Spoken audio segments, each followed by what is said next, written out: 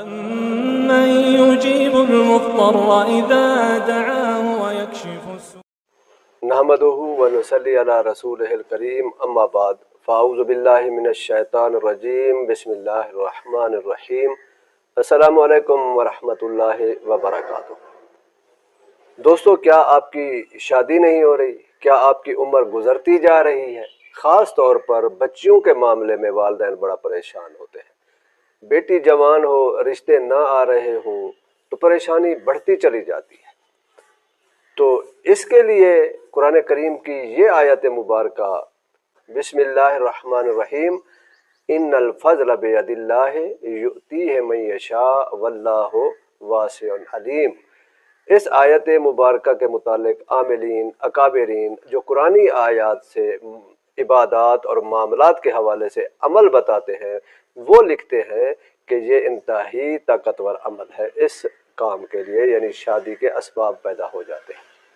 اگر آپ کی شادی میں رکاوٹ ہے، کوئی مرد ہے یا عورت، اس آیت مبارکہ کو 9 چندی جمعرات کو، جمعہ کی رات نہیں، بدھ اور جمعرات کی جو درمیانی شب ہے اس میں اس آیت مبارکہ کو کسی سفید کاغذ پر لکھ کر کپڑے میں باندھ کر اپنے بازو پر باندھیں۔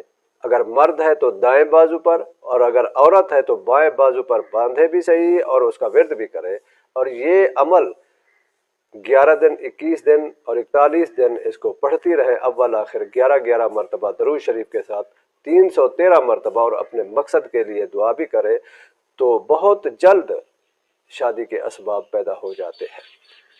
یہ انتہائی آزمودہ اور طاقتور عمل ہے۔ اس کو حضرت شاہ ولی اللہ محدث دہلوی نے بھی الشفاء اللیل میں نقل کیا ہے، اور حضرت تھانوی نے بھی اس عمل کو لکھا ہے۔ یہ بہت ہی پاورفل عمل ہے، آپ یہ عمل کریں، انشاءاللہ آپ کی شادی میں جو رکاوٹیں ہیں وہ ساری کی ساری حل ہو جائیں گی، اور بہت جلد آپ کی شادی کے اسباب پیدا ہو جائیں گے انشاءاللہ۔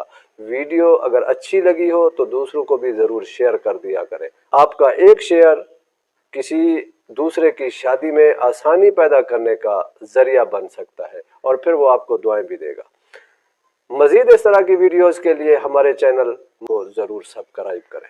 خوش رہیں، خوشیاں بانٹیں، اللہ آپ کا حامی و ناصر ہو۔ وآخر دعوانا ان الحمد للہ رب العالمین۔